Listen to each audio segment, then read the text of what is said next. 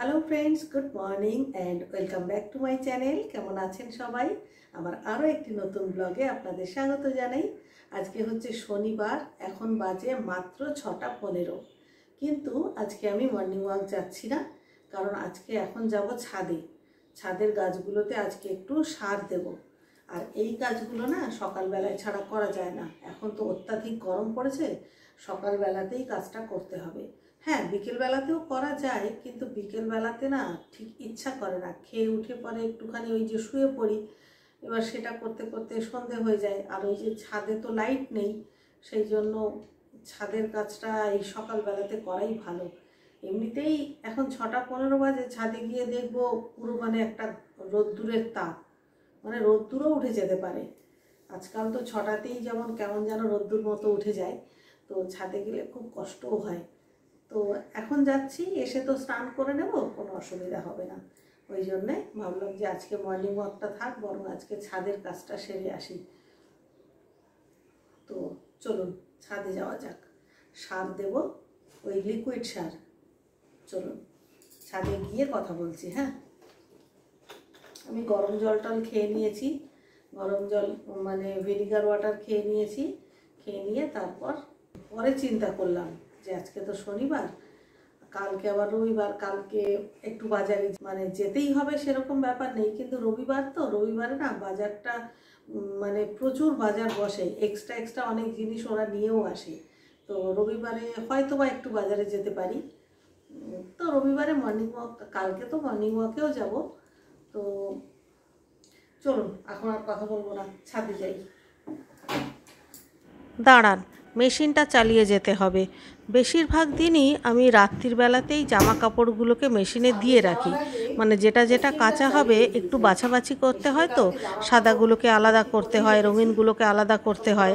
তো সেইভাবে আর কি রাত্রিবেলাতেই আমি মোটামুটি গুছিয়ে মেশিনের মধ্যে দিয়ে রাখি। সকালবেলায় শুধু সাবানটা দিয়ে মেশিনটা চালিয়ে দিতে হয়।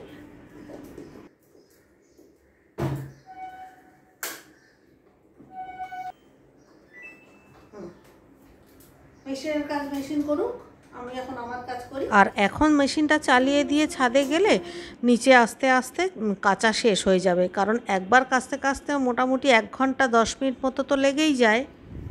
5তলার ছাদে উঠে এলাম, উঠে এসে হাঁপিয়ে একদম বসে পড়লাম। ওরে বাবারে বাবা! আর ছাদে পুরো রোদ্দুর। এখন কটা বাজে? 6:30 হবে। 6:30টার মধ্যেই একেবারে রোদ্দুর উঠে গেছে, কি অবস্থা! ওরে বাবারে বাবা!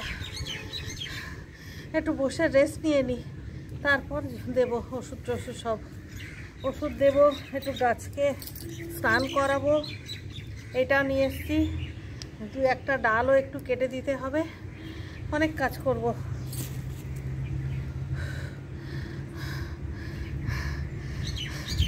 আমি না রীতিমতো হাঁপিয়ে গেছি। আমাদের আসলে পুরনো বাড়ি তো, মানে পুরনো বিল্ডিং তো, লিফট নেই, তো 5তলা অবধি হেঁটেই আসতে হয়, সেই জন্য খুব কষ্ট হয়। শুধু গাছগুলো আছে, তাই সেই মায়াতেই চলে আসি। বাইরের মানে চারিদিকটা দেখাচ্ছি, একটু বসে নিই, তারপর দেখাচ্ছি কী অবস্থা। ও, গাছগুলোকে স্নান করাবো। এই দেখুন, ওইখান থেকে বিয়ে করা হয়েছে, ওই যে দেখতেই তো পাচ্ছেন, ওইখান থেকে পাইপটা সেট করা হয়েছে। এই যে এটা দিয়ে একটু দেখাই, এই দেখুন, দেখেছেন? এই জিনিসটা দিয়ে গাছে জল দিতেও খুব আরাম, এখান থেকে বয়ে বয়ে নিয়ে যেতে হয় না। আর এইটা দিয়ে না গাছকে স্নান করাতেও দারুণ লাগে, পুরো সুন্দর। আর এই গরমকালে তো গাছকে একটু স্নান করিয়েও দিতে হয়। না, আর বসবো না, চলুন কাজ সেরে নিই, এরপরে আবার রোদ্দুর বেড়ে যাবে, তখন আর ইচ্ছা করবে না, মানে ইচ্ছা করবে না, না কাজ, এটাই তো করতে এসছি, কষ্ট হবে।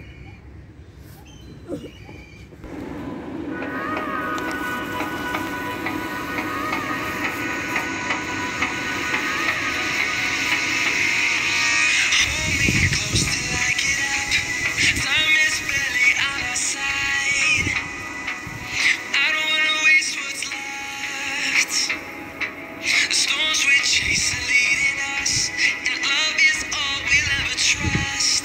Yeah, no, I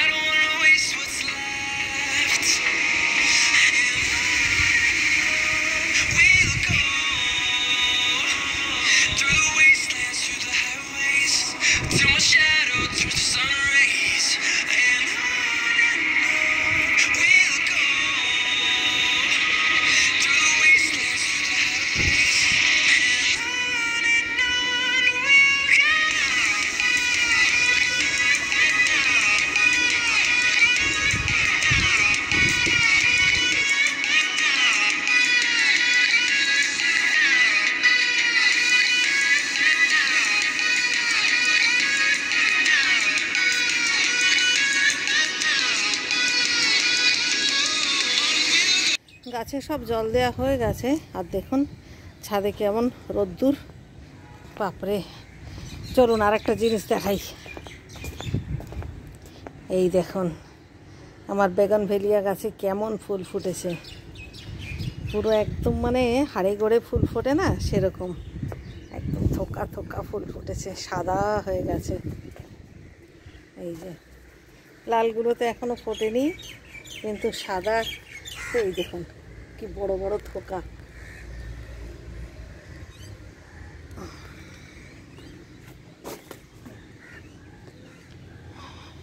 ছাদে আসলে সব থেকে যেটা আমার সকালবেলায় ভালো লাগে সেটা হচ্ছে দেখুন কত পায়রা এসছে জল খেতে।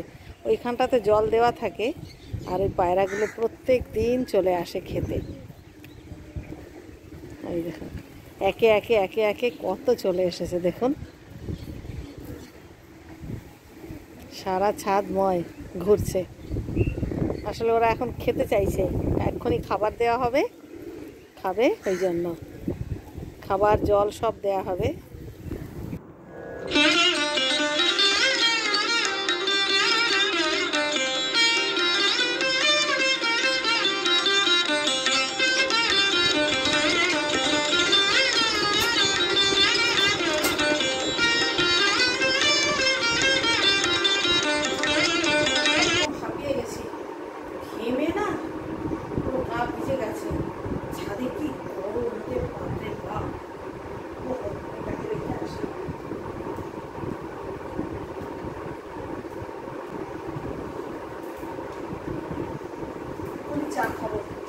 রিকি এখনও ঘুম থেকে ওঠেনি, আর আমার এদিকে এত খিদে পেয়েছে যে আমার একার মতো 1 কাপ চা আপাতত করে নিলাম।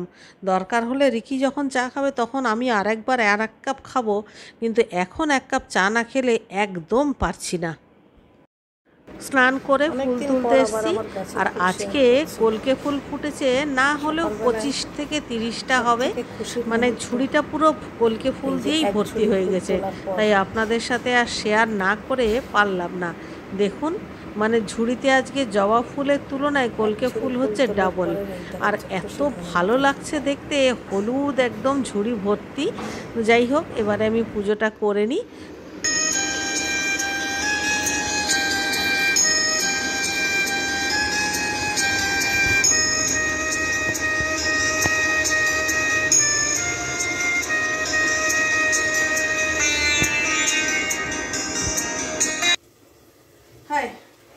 পুজো টুজো করে চলে এলাম রান্নাঘরে। আমার দৌড় হচ্ছে ঘর থেকে রান্নাঘর পর্যন্ত, আর একটু বেশি হলে এখান থেকে ছাদ পর্যন্ত। এইটুকুর মধ্যেই আমি মোটামুটি ঘোরাফেরা করি। ঘর, খাওয়ার ডাইনিং প্যাসেজ, রান্নাঘর, সরি ঠিক বললাম না, ঘর, রান্নাঘর, ডাইনিং প্যাসেজ, এইটুকুর মধ্যেই আমি ঘোরাঘুরি করি। দেখবেন আমার ভিডিওতে সবসময় এইটুকুই থাকে, কারণ আমার এইটুকুই আছে। তো যাই হোক, চলে এসেছি রান্নাঘরে। রান্না করছি কি কি একবার দেখাই। আজকে টিফিনে করছি ডালি আর খিচুড়ি, প্রায় শেষ হয়ে গেছে। আর কুদরি ভাজা, যেটা আমি সখ্ত নফরত করি, একদম ভালো লাগে না। দাঁড়ান দেখাই। এই যে কুদরি ভাজা,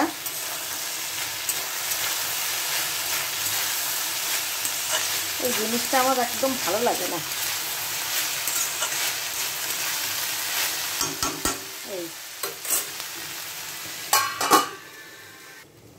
আর এই যে ডালি আর খিচুড়ি, এটা হয়ে গেছে, এবারে নামাবো। নিরামিষ করেছি আজকে, মানে মুগ ডাল দিয়ে। আজকে ডালিয়াটাও নিরামিষ করেছি, মানে মুগ ডাল দিয়ে করেছি, মুসুরির ডাল একটুও দিইনি, পেঁয়াজও দিইনি। আর কুঁদরি ভাজাটাও আজকে পেঁয়াজ ছাড়া করেছি। অন্য অন্য দিন হয়তো একটু পেঁয়াজ দিই বা একটু রসুন ছেঁচে দিই, কিন্তু আজকে কুঁদরি ভাজাটা একদম সাদামাটা করেই করলাম। আর এদিকে ডালও করেছি আজকে বিউলির ডাল, মানে মুসুরির ডাল করিনি। আজকে এই দিকটা প্রায় সবই মানে নিরামিষ হয়ে গেছে আর কি, মানে সেরকম কোনো ব্যাপার ছিল না যে এই দিন নিরামিষ খাবো, হয়ে গেছে। তো এই হলো আমার হিং ফোড়ন দিয়ে বিউলির ডাল হয়ে গেছে। আর এই হয়ে গেছে নিরামিষ কুঁদরি ভাজা, যেটা একটুও আমি পছন্দ করি না, কিন্তু ভাজাটা বেশ ভালোই হয়েছে। আর এই হচ্ছে কলমি শাক, এটা আমি অবশ্য রসুন ফোড়ন দিয়েই করেছি, কারণ কলমি শাক জিনিসটা রসুন ফোড়ন ছাড়া একটুও ভালো লাগে না। আর এদিকে ভাতও হয়ে গেছে, ভাতটাও ঢেলে নিচ্ছি, কারণ গরমকাল, তাই ফ্রিজে তো ভাত ঢোকাতেই হবে, আবার খাওয়ার সময় গরমও করতে হবে, সেই জন্য ভাতটা ঢালতেই হয়। আর হাঁড়ির মধ্যে এইভাবে ভাত থাকলে না ঘেমে ঘেমে কেমন একটা হয়েও যায়। আর একেবারে এই হাতে যে কটা বোতল খালি হয়েছিল বোতলগুলোকেও আমি ভরে নিলাম, কারণ এই গরমে রান্নাঘরে বেশিক্ষণ তো থাকা যায় না, তাই রান্না করতে করতেই বাদবাকি বাড়তি কাজগুলোকে মোটামুটি সেরে নেওয়ার চেষ্টা করি। লেবু কাটা হয়নি, তো দাঁড়ান একখানা মোসাম্মি তাড়াতাড়ি করে কেটে নিই, তারপরে এক্ষুনি আবার পরিমলদা চলে আসবে, তাড়াতাড়ি করে আগে লেবুটা কেটে লাঞ্চ বক্সটা গুছিয়ে নিই। আর আজকে তো লাঞ্চ বক্সটা খুব সহজ সরল, এই যে ডালিয়ার খিচুড়িটা দিচ্ছি আর ওদিকে লেবু দেব।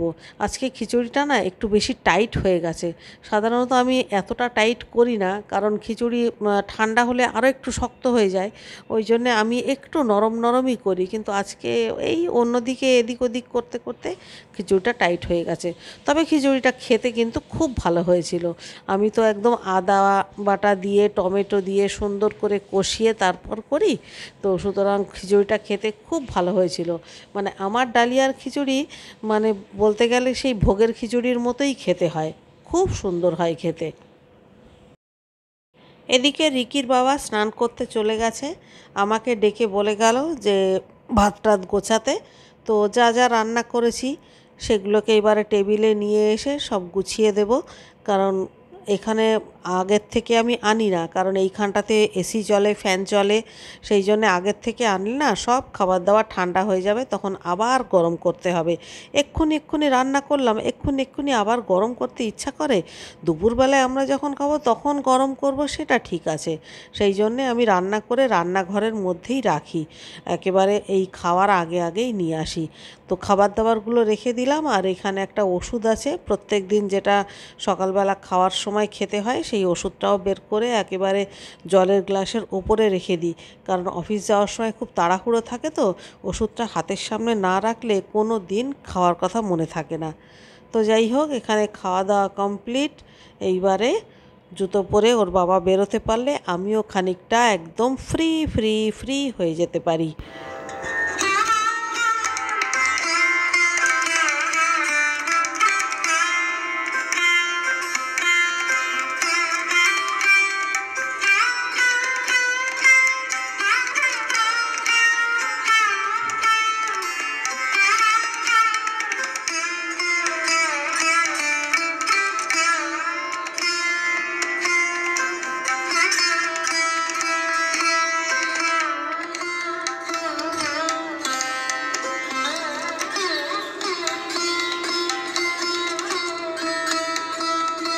শুভ সন্ধ্যা।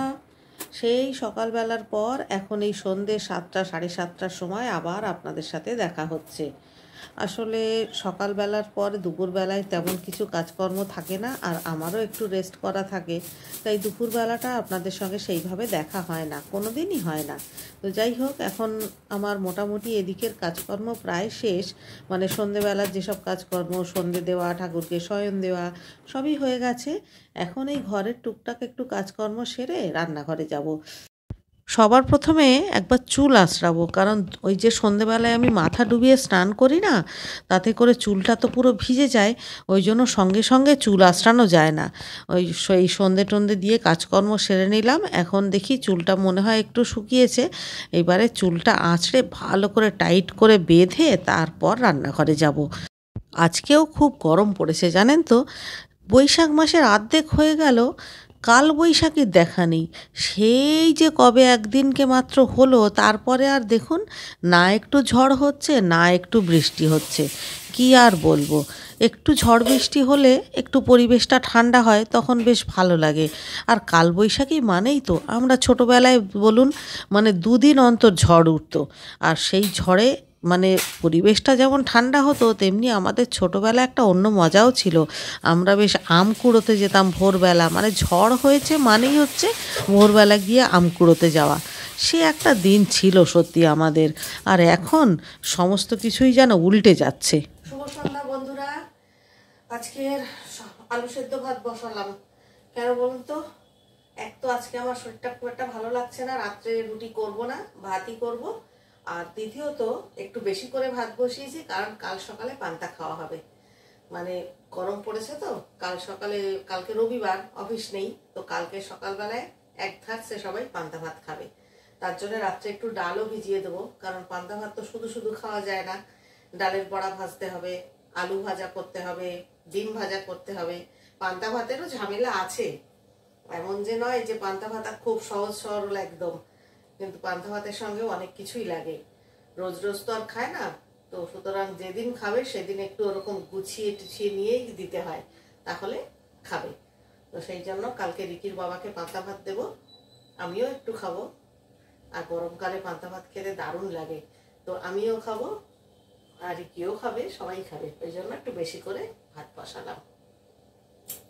আর কিচ্ছু করবো না আজকে, না রুটি না অন্য কোনো তরকারি, যা আছে ওইগুলো দিয়েই উঠিয়ে দেবো। আমার একদম ভাল লাগছে না, কেন কে জানে। মাথা ডুবিয়ে চান করলাম, তাও যেন মনে হচ্ছে কিরম শরীরটা আনচান করছে।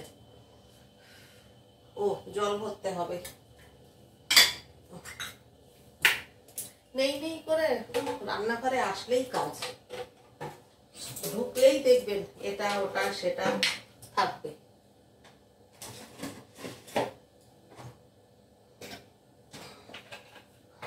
যাই বোতলগুলো গুছিয়ে নিয়ে আসি। চারিদিকে একটা রাউন্ড মারলেই কত বোতল, এখানে ওখানে সেখানে খালি পড়ে আছে।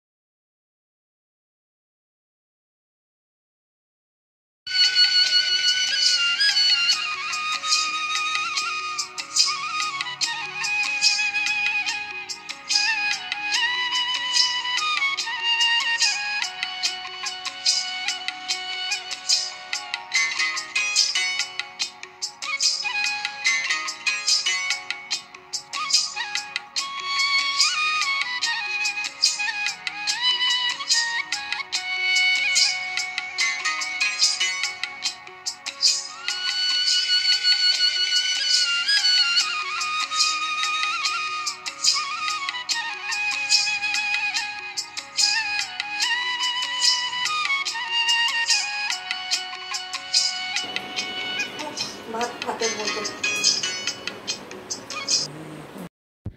দুধের প্যাকেটগুলো নরম হয়ে গেছে। এবারে দুধগুলোকে বসিয়ে দেব। একটু বড় পাত্র নিয়ে নিয়েছি, যাতে করে 2 প্যাকেট দুধ একবারে জাল করতে বসিয়ে দিতে পারবো। আর অন্যদিকে ভাতও হয়ে গেছে। এবারে ভাতটা নামিয়ে এই গ্যাসের মধ্যেই আর কি দুধটা বসিয়ে দেব। দুধটা ভালো করে জাল করতে হবে ঘেটে ঘেটে, কারণ দই বসাতে গেলে দুধটা কিন্তু খুব ভালো করে জাল করতে হয়, তাহলেই দুধটা খুব সুন্দর করে বসে। এই দুধের প্যাকেট দুটো যখন কিনেছিলাম, তখন না আমি দই বসাবো বা এইসবের জন্য কিনিনি। তখন আমি এইটাই ভেবে কিনেছিলাম যে দুধ দুটোকে ছানা কেটে ছানার তরকারি করব, মানে ছানার কোপ্তা করব, সেটাই ভেবেছিলাম। আর কি, যেটা ভাবা হয় সেটা তো আর হয় না, মানে উল্টোপাল্টা হয়েই যায়। সেদিনকে আবার কি যেন একটা রান্না করলাম, যার জন্য দুধ দুটো রয়ে গেল, আর ছানা করা হলো না। আর এদিকে দেখুন সন্ধেবেলায় এত গালাগাল করেছি যে বৃষ্টি শুরু হয়ে গেছে। এই তো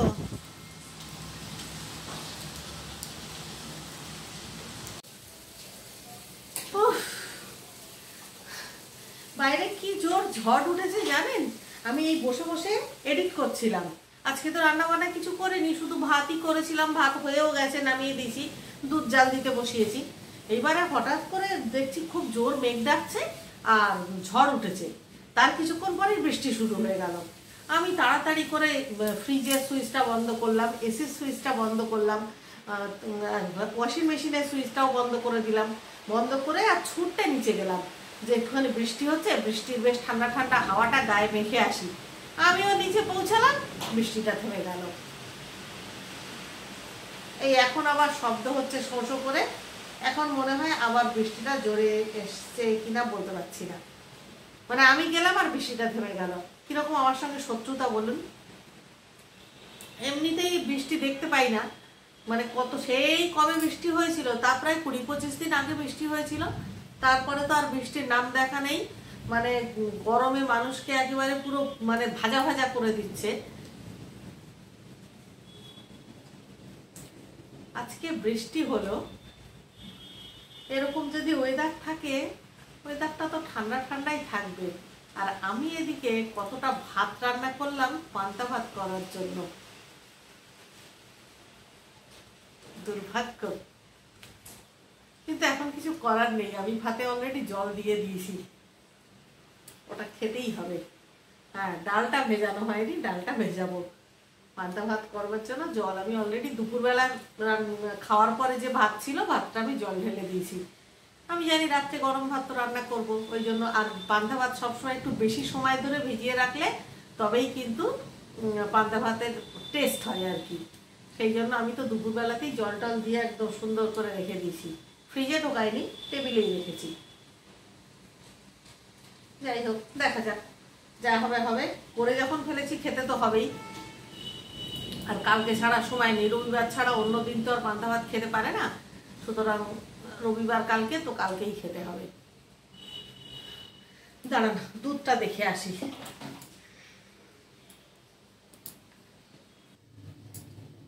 দুধটা কমানো রয়েছে তো ওই জন্য এখনো ফুটে ওঠেনি, তাই আস্তে আস্তে হোক। কারণ দুধের সাথে আমার একটা পার্সোনাল শত্রুতা আছে। আমি যেদিনই দুধ একটু বাড়িয়ে দেব সেই দিনকে দুধ উথলে পড়বেই পড়বে। সেই জন্য আমি কোনো দিনও দুধ মানে বাড়িয়ে দিয়ে জাল করি না, সব সময় এরকম কমিয়ে দিই আর মাঝে মাঝে এরকম করে নেড়ে দিই। কারণ কি যে আমার হয়, বাড়িয়ে দিয়ে হয়তো আমি সামনেই দাঁড়িয়ে আছি, ঠিক যে মুহূর্তে দুধটা উথলে উঠবে সেই মুহূর্তেই আমার কিছু না কিছু ভাবে আমার মনটা অন্যদিকে চলে যাবে। হয়তো ফোন আসবে, কিংবা কেউ একটু কিছু জিজ্ঞেস করলো, কিছু না কিছু একটা হবে। যার জন্য আমি এখন আর কোনো দিন বাড়াই না, হোক 1 ঘন্টা ধরে হোক, তাতেও চলবে। এরকমটা আপনাদের সাথে হয়, আমার সাথে হয় সব সময়। যখনই আমি যখন আমি করতাম এটা, এরকম দুধটাকে এরকম বাড়িয়ে দিলাম, না বাবা কমিয়ে দিই, এরকম যখনই আমি বাড়িয়ে দিতাম যে আমি এখানেই তো আছি, আমি তো পাশের গ্যাসে কিছু একটা রান্না করছি, তাও আমি কিছু না কিছু ভাবে আমি ভুলে যাব আর দুধটা পড়ে সারা গ্যাসময় হয়ে যাবে। সুতরাং এখন আমি আর ওই রিস্কে যাই না। যাকে দুধটা জাল হোক, বরং আমি অন্য কিছু কাজ করে নি। কুলত্ত কলাই ভিজিয়ে নি। আর কুলত্ত কলাইতে যা নোংরা থাকে না, কি বলবো, না ধুয়ে ভেজানো যায় না, খুব ধুলোবালি থাকে। এমনিতেই আমি চেলে নিই, অনেক কাপড় টাকড় থাকে, ওই যে বড় ফুটো ফুটো ইয়েতে, বড় যে ছাঁকনি, তাতে এমনিতেও আমি চেলে নিই।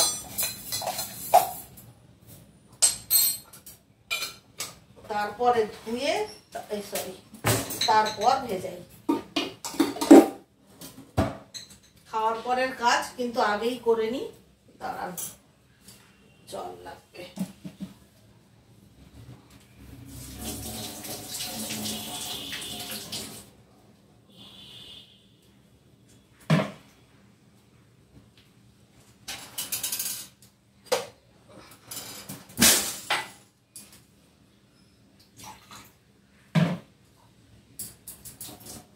এসব হচ্ছে খুচরো কাজ, বুঝেছেন?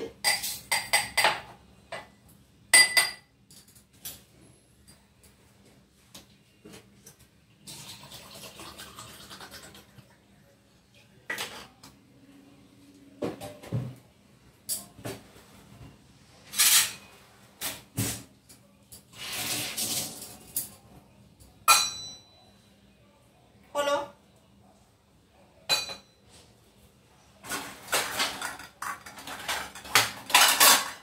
আজকে অ্যালমন্ড ভেজাবো না, কালকে পানটা খেতে হবে তো, ওই জন্য আজকে আর অ্যালমন্ড ভেজাবো না।